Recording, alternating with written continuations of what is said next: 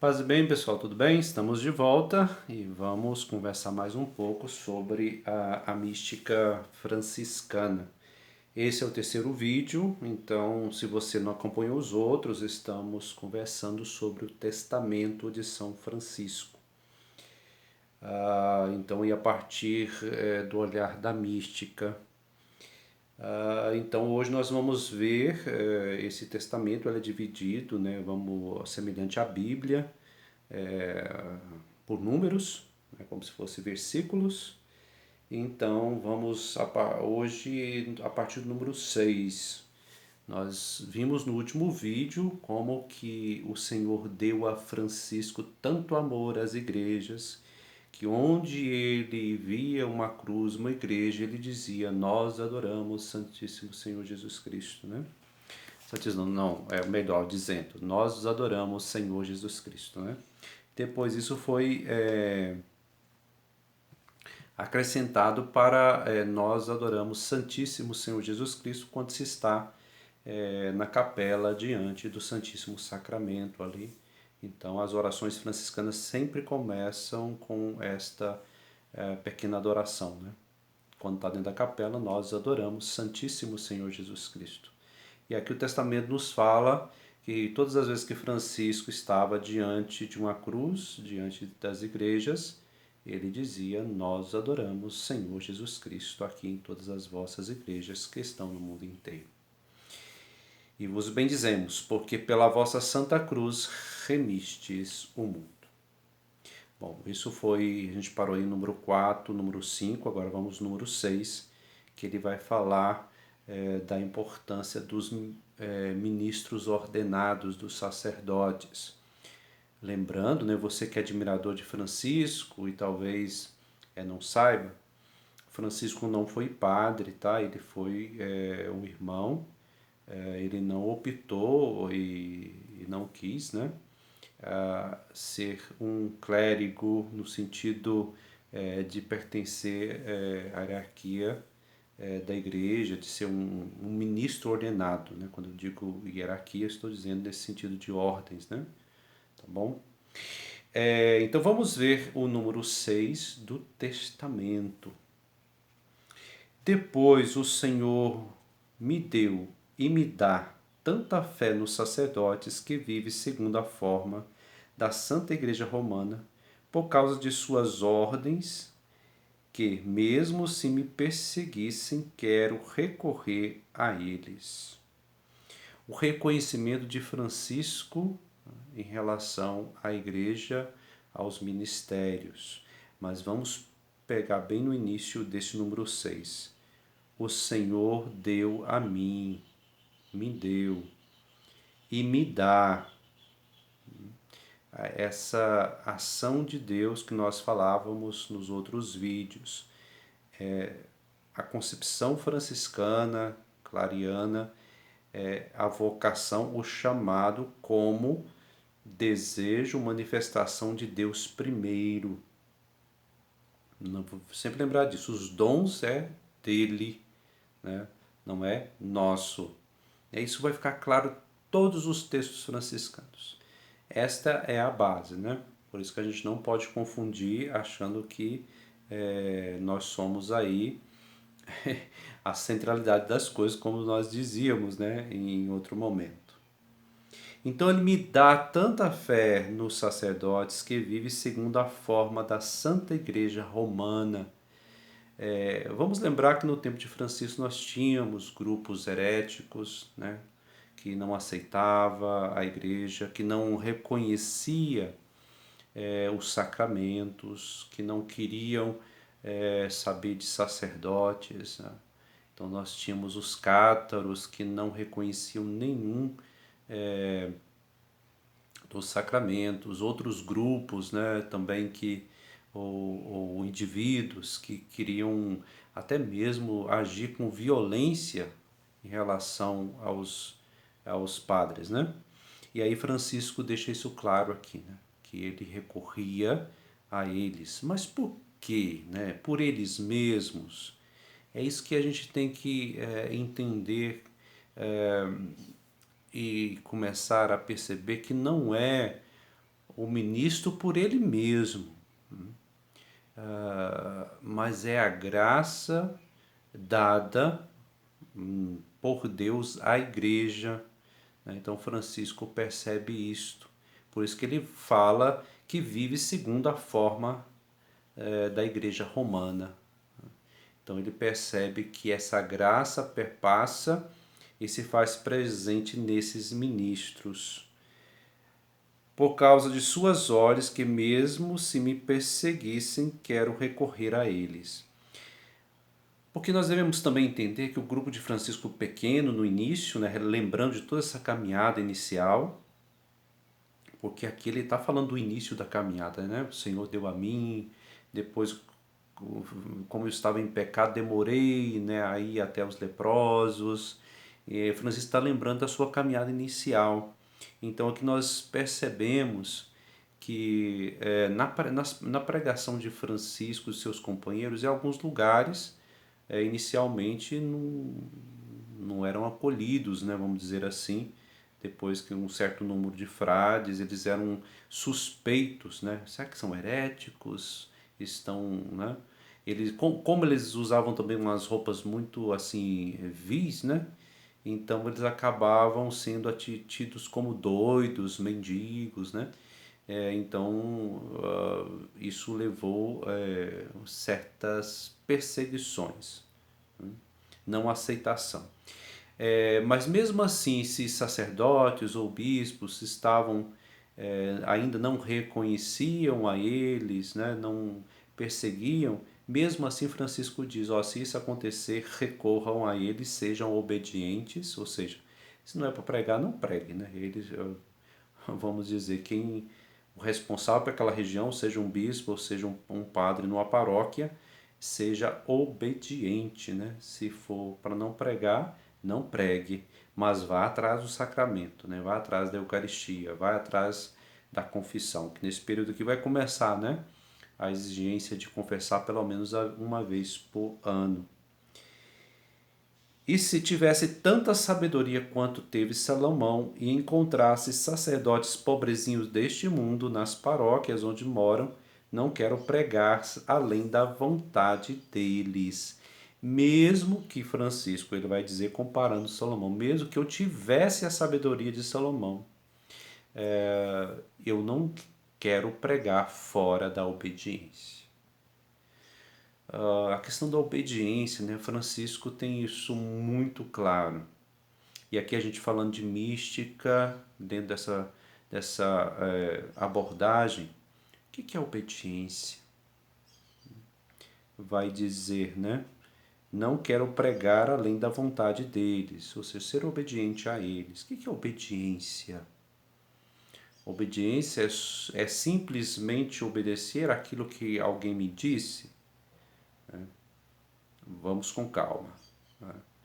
Obediência vem muito do sentido de saber ouvir as situações. Aí que tá, porque eu posso simplesmente ver a situação? Não, eu acho que isso não é obediência, né? Gente, mas olha, a dinâmica de estar caminhando dentro do mistério, fora do egoísmo que a gente falava no vídeo anterior. Para ser obediente, deve-se estar, né, atento e no profundo recolhimento na vontade de Deus, né? Então, assim, meditação da palavra, vida de oração, né? Percebermos quando que o nosso egoísmo, né, se manifesta ou a gente se deixa levar por ele, ou seja, este é como que um homem treinado, uma mulher treinada, né? Pela graça, assim, tem um esforço pessoal, mas também tem a graça de Deus que auxilia esse esforço pessoal em saber perceber aquilo que é vontade de Deus, aquilo que não é vontade de Deus. E para os franciscanos, isso se manifesta principalmente na igreja, né? Então a graça de Deus se manifesta aí também, né? Então, se é vontade daquele responsável por aquela região, seja um bispo ou um pároco, que não quer que eu pregue, eu não vou pregar, né? ser obediente. E talvez isso seja motivo para o meu recolhimento, motivo para que eu busque mais o Senhor. Porque pode ser que, não, mas nós precisamos pregar, precisamos falar, e como tem hoje, né? Hoje isso é presente novamente, né?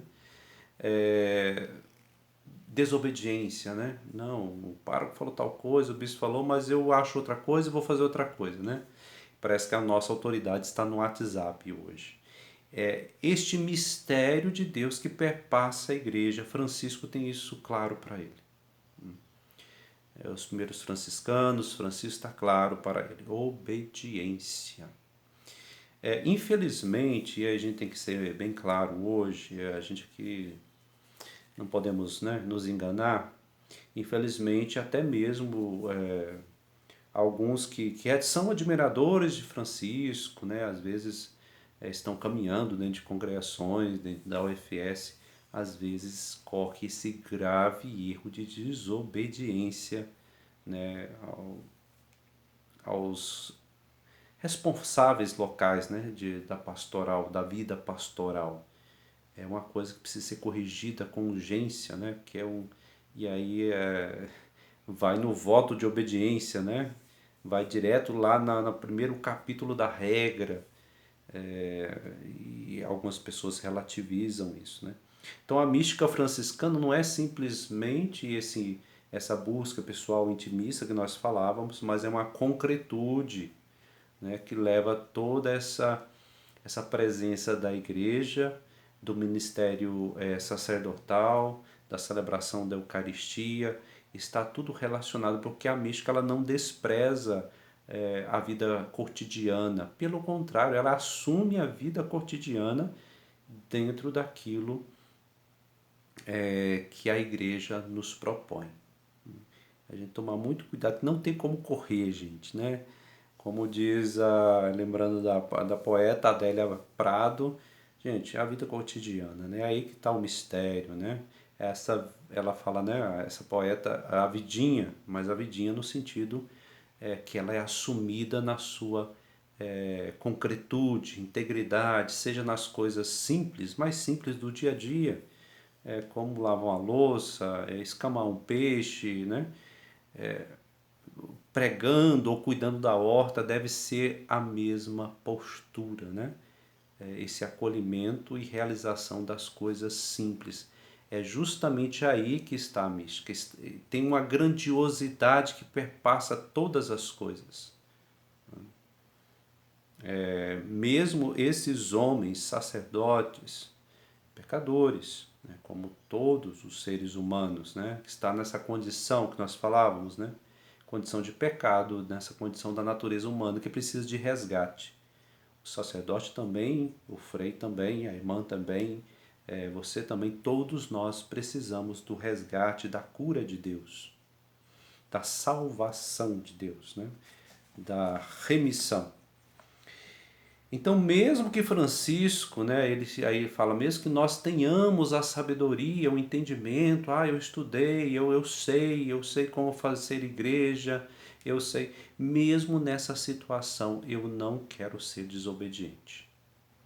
Obedecer.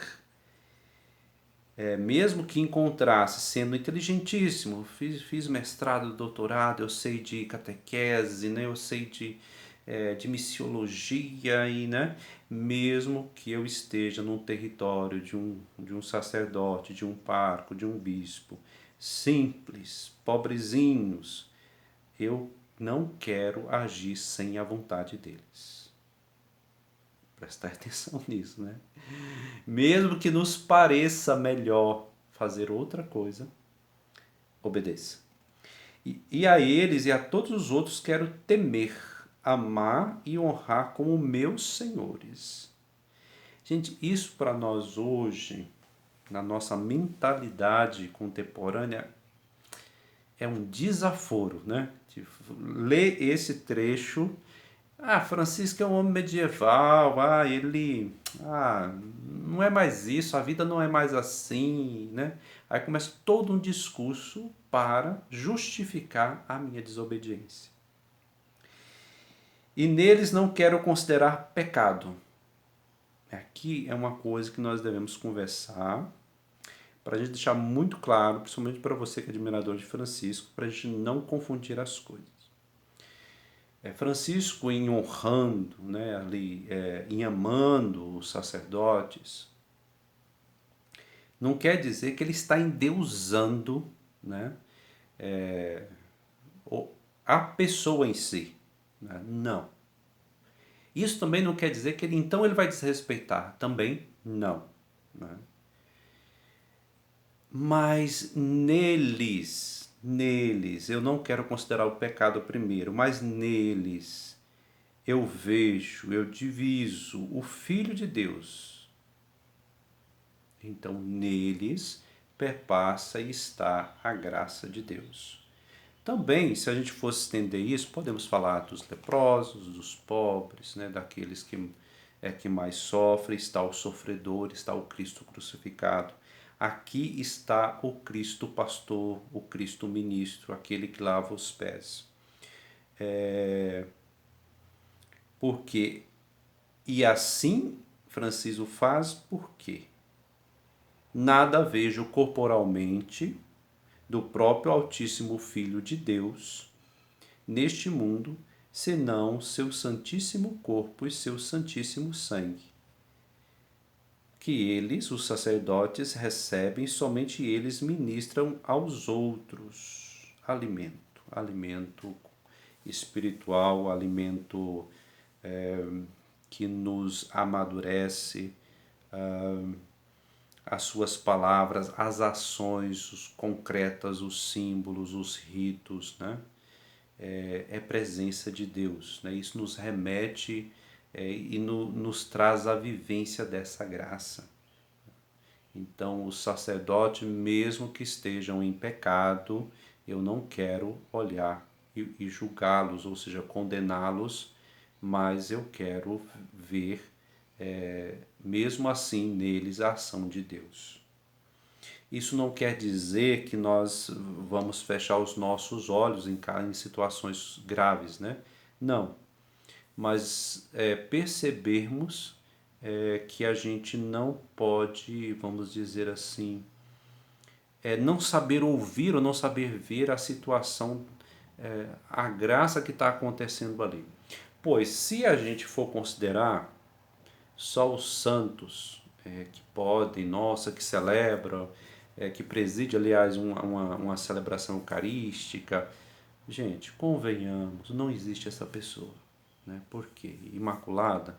Só a Virgem Maria. Né?